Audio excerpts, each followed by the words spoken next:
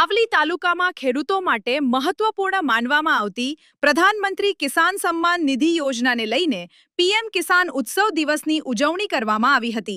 સાવલી ખાતે આવેલા ભીમનાથ મહાદેવ ટેમ્પલ સાવલીના હોલમાં સાવલી વહીવટી તંત્ર દ્વારા પીએમ કિસાન ઉત્સવ અને મિલેટ્સ મેળાનું આયોજન કરવામાં આવ્યું હતું। રાજ્ય અને કેન્દ્ર સરકાર દ્વારા ગુજરાત સહિત દેશભરના ખેડૂતોના હિત માટે અનેક યોજનાઓ અમલમાં મુકાઈ રહી છે।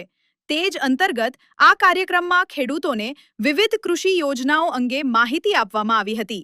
કાર્યક્રમમાં પ્રાંત અધિકારી, તાલુકા વિકાસ અધિકારી, જિલ્લા પંચાયતના સભ્યો, તાલુકા પંચાયત પ્રમુખ, ખેતીવાડી વિભાગના અધિકારીઓ તેમજ મોટી સંખ્યામાં ખેડૂતો ઉપસ્થિત રહ્યા હતા।